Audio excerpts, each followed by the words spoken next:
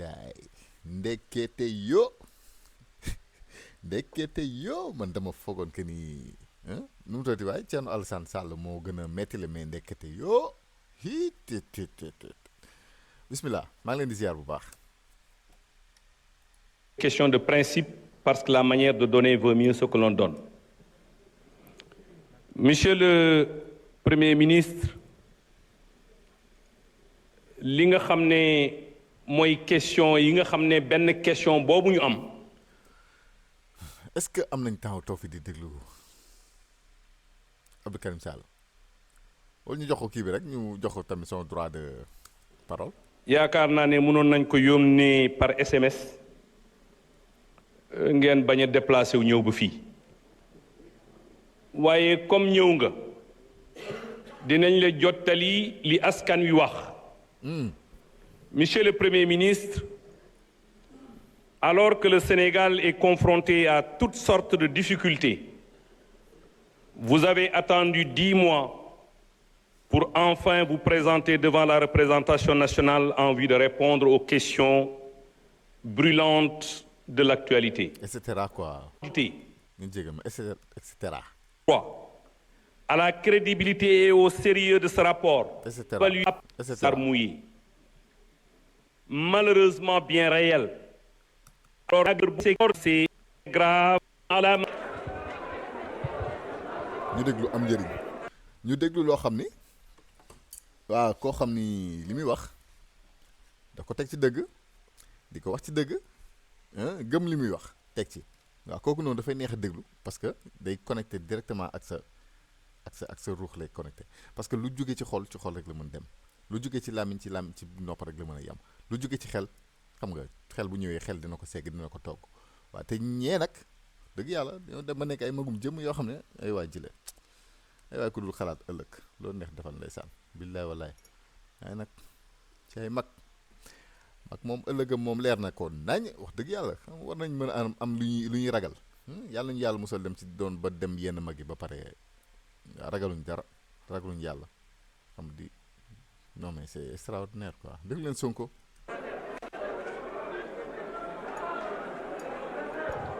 may leen premier ministre mu jël kàddu jërë ngeen jëf. Merci beaucoup. ma fàttali nag ni sama jël kàddu bu jiitu bi dama juumoon bi may wax ci fusion wu organes yi c'est plutôt entre ONFP et CNQP pour bañ a andi lu ñuy wax ëllëg ni demeewuloon noonu. Monsieur l'honorable député Abdou Karim Sall.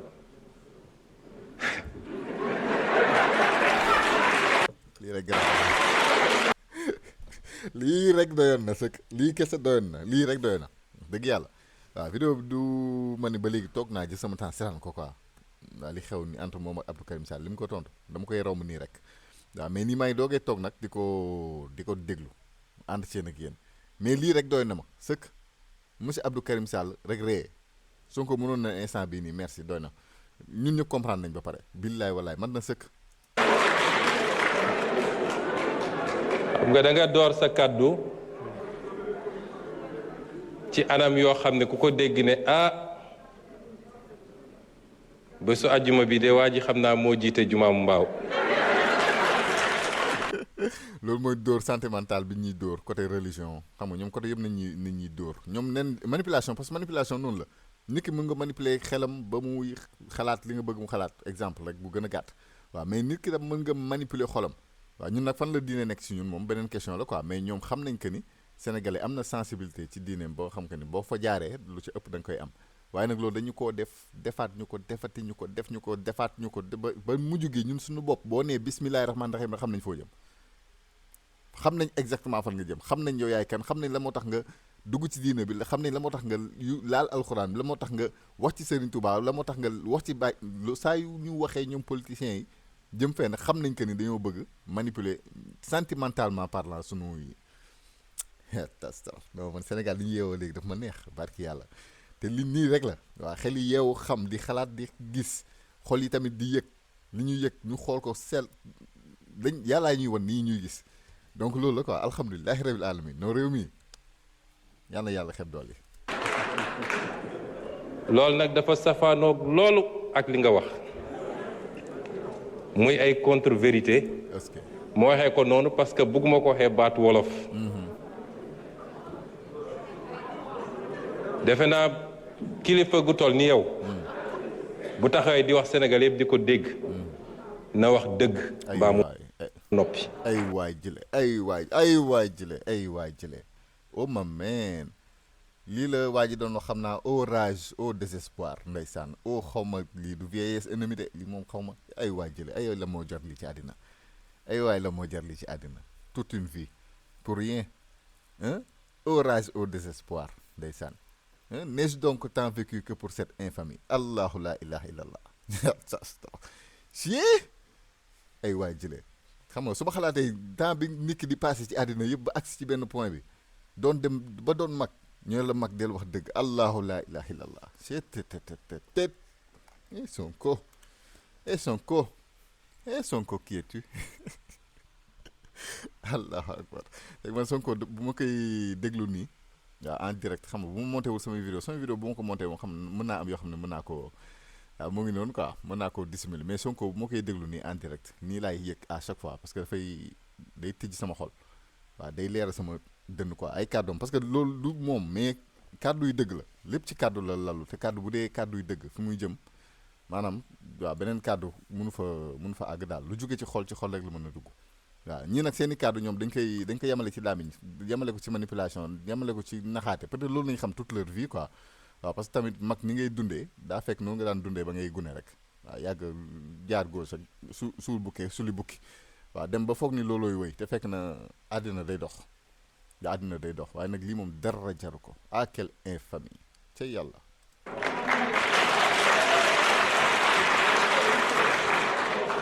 yow nee nga juróom benni soldat daan nañu Casamance ci fan yi amut waxoo lu am ay waay jële oh Seigneur ay waay kel gàcce ay waay jële ci diggu pencum ndaw réew mi allahu akbar fii mooy Sénégal maanaam ci kanamu Sénégal fii mooy Sénégal amul feneen foofu mën a dugg taxaw ne foofu mooy Sénégal li waa ji doon wax naan boo mbër bi daanee bu ñu nee Modou Lo daan na ñëpp dinañ daw dem unité 10 xam nañ fan la Modou Lo dëkk waaye bu Sénégal gañee fan la nit ki di dem foo taxaw Sénégal la waaye nag fii nag moom mooy diggu pencu ndaw réew mi maanaam fii la Sénégal dajaloo ñun ñoo fa nekk nii man bu ma fa nekkee nekkuma fa yëpp maa ngi biir assemblée ñun les 18 millions de Sénégalais dañoo xajul ci bâtiment bi rek mais ñun ñoo fa nekk donc allahu akbar je suis choqué jégal leen ma de bi allahu akbar benn soldat daanuwul Casamance allah Facebook ngeen di toog ñu bind ngeen jël yóbbu ay waay benn soldat daanuwul Casamance loolu amut ay waay au rage au désespoir au vieillesse ennemie n'ai-je donc tant vécu que pour cette infamie allahu la ilaha illallah ay papa waay jégal leen ma waaye je suis ému je suis choqué allahu akbar c'est que ni man gâchis laay gis quoi quel gâchis c'est non kii moo gën a metti li ñëpp kii moom moo gën a metti la sax Macky Sall non wax dëgg yàlla lii bon jarul yërëm quoi yërëmu ma ko mais yërëmu ma ko quoi non mais allah la ilaha illallah nee nga dañu annoncé licenciement massif ba léegi waxuñu lool de nee nañ dinañu auditer ba xam lu méngoog liggéey bi ak lu ko méngoowut buñ ci tollee nañ jël suñu responsabilité nee nga dañu annoncé des baisses de salaire xaw ma foo ko déggee fan ndax secrétaire général gouvernement def na émission wax na ni am na yenn salaire yu am doole ci réew mi te loolu am na fii am na ay fonctionnaires yoo xam ne la ñuy fayeeku président de la république du ko fayeeku ministre du ko fayeeku DG du ko fayeeku muy xaalis bu dul jeex ñu ne loolu buñ ci tollee dinañu xool nuñ koy càmbare parce que loolu mooy yoon ci logique sànq dafa am ko poser question ci li jëm ci dialogue social beeg xam nga suñu système fonction publique 2000 lañ ko commencé déstructurer ba tey mooy ku jóg wax rek nga ne jox naa la équilibre yépp ñu briser ko soo joxee kenn nag ñeneen ñëpp demandé tey am na ay secteurs yu ne ñun dañoo bloqué parce que ñoom dañ leen waroon jox léegi lii mais mënuñu continuer dans cette frénésie là un État dafay am un système de rémunération buy répondre à un certain nombre de normes et de critères les hiérarchies les grades et cetera fonctions yi doog a ñëw mais loolu amatul Sénégal on se lève on crée une agence et puis ñu teg ko kii nee nga yow da nga wax ci kàddu askan wi. loolu moom man moom je donne mon avis sax balaa Sonko di ko tontu kàddu askan bi kan mooy askan bi ay waay jële kan mooy askan bi ñoom de en tout cas xam naa ne ñoom xeet nit yooyu noonu yëpp bañ nekkee au pouvoir moom ñoom xamee wuñu woon la mooy askan bi waaw ñoom seen i poche ak seen i intérêt nañ jàppee woon que ni mooy askan bi te xam naa que ni ba tey jii sax ñoom loolu nañ ko jàppee maanaam quand tout va bien pour ñoom rek tout va bien quoi waaw les autres moom les millions d'autres moom wax dëgg yàlla on sent mu ngi noonu daal waaw comprendre ngeen fi ma bëgg a waxee ñoom loolu noonu nañ koy dundee léegi nag bu les millions d'autres ñoom ñoo nees tout va bien ñoom seen tout va bien dootul va bien daal waaw ñoom loolu nag mooy problème bi léegi nag dañuy jaawale askan bi ak seen bopp da nga xam que ni yow ci askan bi nga bokk waaye doo askan bi ci askan bi nag nga bokk bu ñu nee askan bi rek yaa ngi ci biir waaye nag yow doo askan bi maanaam yow bu ñu mën nañ la tudd te tudduñu askan bi ñoom nag dañoo naan dañuy waxal askan bi parce que seen bopp dañuy waxal pour ñoom ñooy askan bi un point intérêt. yow askan wi nag am na yu bëri yu ñu lay laaj. te layagoo ci. bis boo ko dellooyee askan wi defe naa yaa nekkoon ministre bi ñuy def le fameux contrat des 45 milliards de l'armement tontoogoo ci yeneen yi. xam ngeen jooy xol jooy comme ni ngay toogee nii di jooy dafa mel ñu teel a xas la ba nga kii mënoo wax nga xam que ni yow instant yi mënoo wax mënoo bouger mënoo sa xeef ngay jooy am na ñoo xam ne wala boog nga bëgg a jooy moom ñu xam nañ bu bëggee génn nu muy mel nga bëgg jooy ba sa bëri di taa mais bëggoo ronga ñi génn nga koy jéem a muucuwaat am na ay ñoo xam ne ay technique ko def nii muucu ko ak seen bakken ronga ñi seen bakken lay jaar ñu wanaasuwaat ko ndeysaan mais jooy xol instant bii nii lii mooy kanam boo xam ne xol baa ngi jooy comme xale tiit ay waay jële ay waay lii la moo ko jar ci àddina ay la moo jar li ci àddina ay waay jële allahu akbar yàlla nañu yàlla musal ci lii waaye quel gàcce ni duma ko tudd ba ci forêt classée de Thiès bi tamit xam ngeen yéen mënu leen tey crédible ne da ngeen di défendre askan bi ndax yéen a suuxatal réew mi ba mu ne tot yéen musu leen yéeg askan bi bu vous êtes enrichi ñoom xam nañ li tax ñu daw ñu ci bëri ñëwuñu bu ñu paree dem ci média yi di lappi yéen vous ne pouvez pas parler au nom c'est-à-dire li ñuy def nii ñëpp mën nañoo wax ba mu des yéen da ngeen waroon raser les murs nga ñëw taxaw fii auzu billahi mina sheytaan rajim askan wi neen ay waay jële regardez-moi ce visage allahu akbar non c'est am na loo xam ne est-ce que mën nga toog nii ci kaw suuf nii di dund nii di xool di gis di déglu di dégg di nooy di laal muy di daj lépp xoola ba pare fekk na yow yaa ngi safara ci moment boobu noonu yaa ngi lakk gan di dofu sa xol bi mënoo ci dara instant bii nii moo ngi non ay waay jële mais am na loo xam ne kenn du ko def nit ku am jom de bu dee nit ku am jom boo ko defee yenn affaire yi nii boo ko exposé yenn vérité yi nii après dina xool muy changé soppale doxinam de sinon xam nga xool buy tàkk dina ko sonal de donc mooy noonu de ay traumatisme du nelawati ak yooyu noonu yëpp xam nga te loolu moom baaxul ci mag waaw mais nag mag moom wax dëgg yàlla da ngay xool na ngay gérer ba ay xale yu ndaw duñ la tiim ñoo xam ne soo demee sa mat nga leen bàyyi ñu tiim la naan la ay del wax dëgg loolu rek moom rek jar na xaru ji moom mais je déglewu ma ko kenn nag dëgg yàlla assemblée sax moo la may loolu ensuite nee nga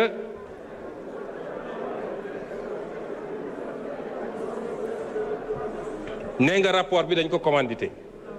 yéen yéen ne ay républicain ngeen bu njëkk ba nee ngeen Pastef duñu républicain gëmuñu république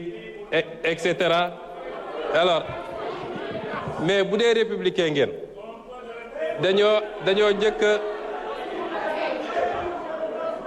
dañoo njëkk ne vous énervez pas soyez calme soyez calme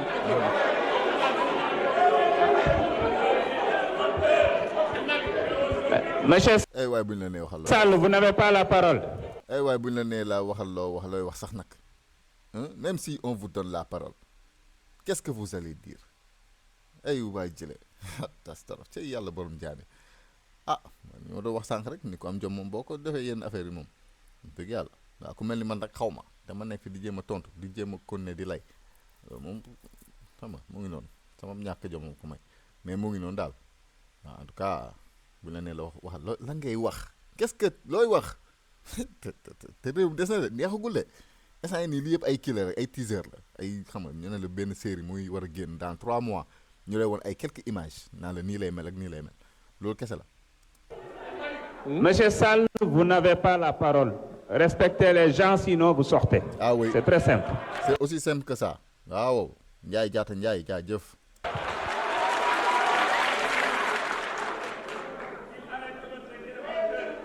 waay tonton Guy Marius Sagna. Vous continuez, je demande à la gendarmerie de vous évacuer. C'est très clair. nee naa yéen a doon wax ni Pastef duñu ay républicain lu na ngeen yàkkuñu ko bi ñu njëkkee def suñu point de presse wax li ñu gis ci audit bi nga xam ne IGF moo ko def da ngeen ne dara amu ci Sonko li muy wax yëpp du dëgg day politique Cour des comptes moo war a joxe résultat bi yéen a ko fi wax ñëpp dégg ko Cour des comptes ñëw joxe résultat bu gën a garaaw li ma waxoon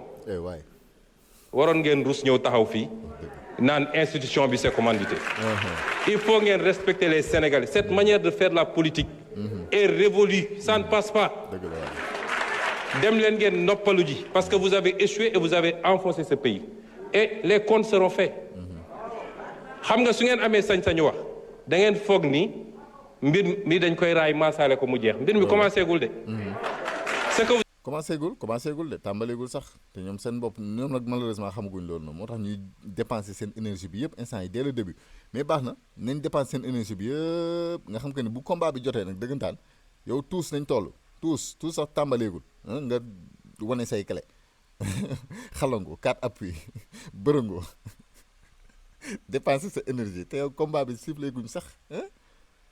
mais baax na bàyyi la ñu dépenser seen énergie nga xam ni su boobaa waxuma la ay yëkkati rek daan da ngay buub rek yóbbu. vous avez fait c'est des crimes extrêmement graves. est-ce que. et yéen ñëpp laale ngeen ci. kon wax ji jarul ngay ñëw fii naan da ngay wax au nom du peuple le peuple mën na waxal boppam. te xam na li ngeen ko def. xam nga li ngeen ko teg. yéen ak seen nguur. dëgg la waay. ma daaneel ci nee nga ce qu'on donne vaut mieux que. La manière de donner vaut mieux que ce qu'on donne mais au moins yéen jox nañ leen yéen musu leen joxe. man nekkoon naa assemblée bi musu leen joxe yéen. kon suñu leen joxee dañ leen gën moo tax. musu leen joxe non seulement du ngeen joxe mais da ngeen doon arracher li nit ñi am. yéen a ngi nii di wax kenn laalu leen. moi j'étais agressé ici dans cette assemblée. ngeen organiser ko fële de l'extérieur. Le pays est en train de changer. te yéen. Vous faites partie de l'histoire désormais. relique ngeen. de la préhistoire tonton Sonko nga jéggal ma rek bëgguma la corriger moom wax dëgg yàlla mais de la préhistoire franchement quoi waaw histoire moom démb rek la ay préhistoire homo habilis homo erectus ñoom paléolithique paléolithique boobu noonu ni ay dinosaures lañ ay êtres humains nga jéggal ma rek tonton Sonko waaw ñu ngi lay ziar di la nuyu bu baax. waaye du histoire préhistoire la ñii kay merci rek ñoom ñoo xamul rek c'est bon qu'on a fait ci àdduna ñoom dañoo tardé quoi ñoom instant bii nii pour ñoom ñoo ngi ci ay année 1965 loolu noonu te à ce niveau ak ni àddina bi di doxee c'est la préhistoire ñoom ñoo ngi ay ñii li leen raw moo bëri li leen raw ci boppam moo bëri c'est inquantifiable kenn mënu koo mesurer kenn mënu koo peser li leen raw a bëri allahu la ilaha illallah ci yàlla li moo tax ngay dem ba dund dem ba doon mag nga xam que ni wax dëgg yàlla plus ngay war a mën a dem mag plus ngay war a mën a ragal yàlla plus ngay war a mën a xalaat sa bopp plus ngay war a mën a xam nga gérer sa ëllëg mais mooy li ma doon wax rek Sénégal moom da ngay bona boo fi jógee ñoo lay ñëkk ñaanal yàlla na ko yàlla jéggal yàlla na ko yàlla yërëm il faut que les comptes soient réglés de bu ñu ko réglé wul fii il faut ñu réglé ko fële waaw donc xam nga sinon rek yàlla da koy réglé à sa manière te bu koy réglé à sa manière moom xam nga ñun ñëpp lay kii moom affaire yi moom ñu buñ ko lijjantalu suñu bopp moom buy ñëw day ñëw rek ñun ñëpp ci biir kon boog mooy noonu am loo xam ne ñoo ko war a lijjante suñu bopp pour mën a sàmm suñu bopp ñu suñu bopp waaw donc loolu la rek mais c'est extraordinaire c'est dommage quoi. yii ngeen def ni mënul yëngal askan wi je vous remercie.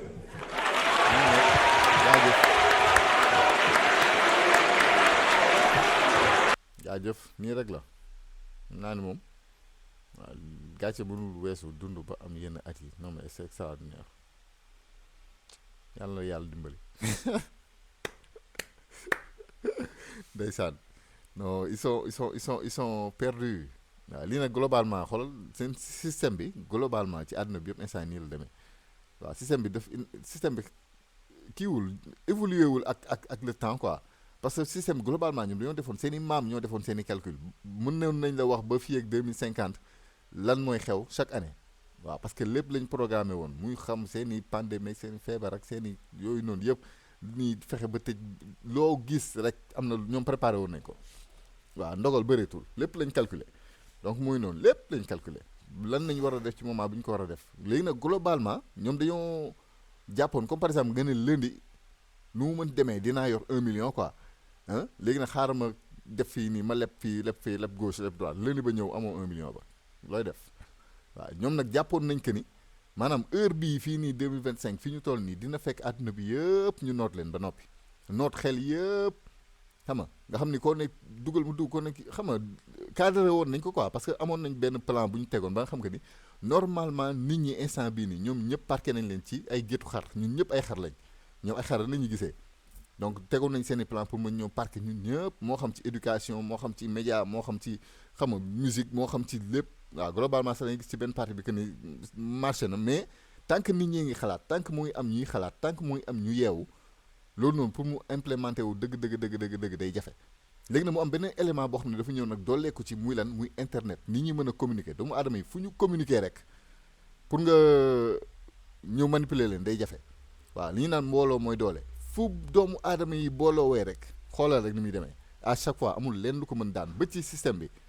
lu ci ëpp du ci mën dara waaw xanaa mu jékki-jékki mu ne comme groupe bii nii ay terroristes lañ ñëw ay yu kenn xamul tuumaal leen taxal leen pour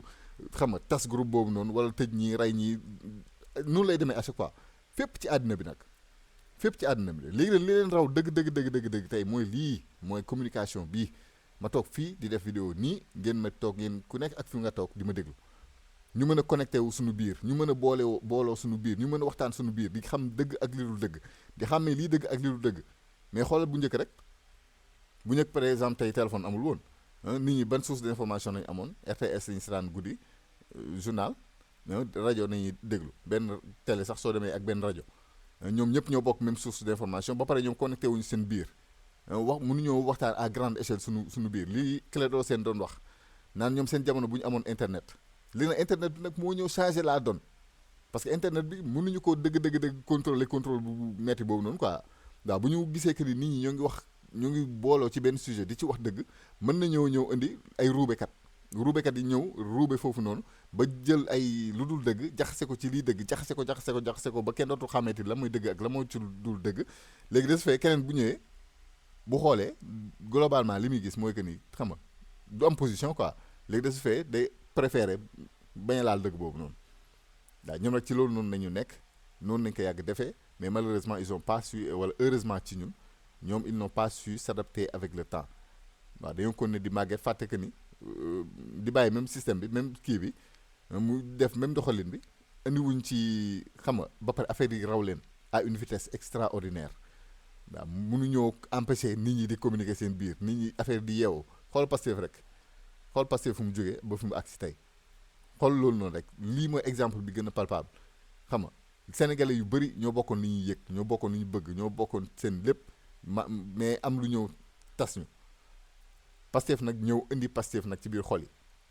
waaw yeewaat Pastef ci biir xol yi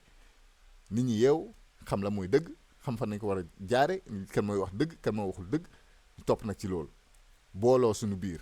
découvrir que ni ndekk mën nañoo communiquer internet bi ñëw jouer rôle bu extraordinaire ñu boole loolu noonu yëpp ba tànn président jëlee fi système wala boo xàmmee loolu nit ñi système ba pare teg fi nag président lii mooy askan donc lii mooy askan suñu chance la nañ ci profité defar suñu réew waaw bi moom li may wax rek ça passe ou ça casse profité ci defar suñu réew waaw mu ngi noonu àdduna bi yëpp a ngi yeewu donc fii la war a tàmbalee sax nag waaw fii la war a balee Sénégal dafa war doon exemple ci Afrique dafa war doon exemple ci àdduna bi te doon na ko sax nag waaw loolu nag ñun askan bi la waaw donc jàpp rek teew bàyyi waaw jeexagul de yoon bi jeexagul de jàppale ni tàmbalee guñu sax tey la ñu war a gën a taxaw temb protéger sinon rek waaw mu ngi noonu de waaw yar ci suñu njaboot yar ci les générations à venir ñu doon ay vrais patriotes ñoo xam ne ñoo ñuy gën a dëggu ñun ñëpp te loolu mën na nekk c'est à notre portée waaw donc bu ñu ko defee rek nañ am lu bëri nañu seppi tous les manipulateurs tous les waaba jiba tous les fenkat tous les ñooñu noonu ñëpp nañ leen xàmmee parqué leen taxañ leen teg leen def fenn ba pare nag xam nga indexé leen mais ñoo ngi nii waaw donc loolu la rek après nañu jël les bonnes valeurs tamit yëkkati ci kaw waaw loolu la rek ñii buñ ko defee waaw te ñu muñalante suñu biir tamit nag gars yi di dalal xol yi waaw ci domaine yëpp mbedd meeg tali beeg lépp na xol yi daal quoi waaw Sénégalais dañoo mujjee jaxase quoi ba nga xam que ni nit da lay xool rek nga mer waaw bàyyi leen mer bi waaw boo xëyee matin bi sourire la ngay sourire rek signe rek boo ko defee lu ci ëpp mën na changer sama yéen waaw boo génnee ci mbedd bi boo xoolee nit bu solee lu rafet ne ko li nga sol rafet na loolu dina defar sa journée dina defar journée boo ko waxee mu sourire nga sourire loolu rek dina defar sa journée même boo ko xamul nga wax ko sans intérêt nga xool loolu noonu rek baax na daal waaw li si topp nag moom jubal ak jubbanti rek la képp ku ci nekk li nga war nga def ko mu ngi noonu daal donc ngeen jéggal ma waaw bëggoon na partager ak yéen rek waaw li ma ci yëg te c'est extraordinaire waaw dëgg yàlla Sonko jaajëf ak yàlla Sonko jaajëf waaw Sénégal dañu xam li ñu yàlla may te ñu profité ci bu baax yàlla bu la tàccoo da ngay fecc loolu la ñuy wax wala waaw muy noonu kon boog muy noonu yàllaa ngi tàccu waaw alhamdulilahi rabbi alamin yàlla nañ ko defee ni mu waree yàlla leer a xel yëpp leer a xol yëpp li ñu am dafa rëy billaay wallaay bu ñu ko xamul rek dañuy perte lu bari waaw jaa ngeen jëf maa ngi leen di digg ci beneen vidéo incha allah rabbi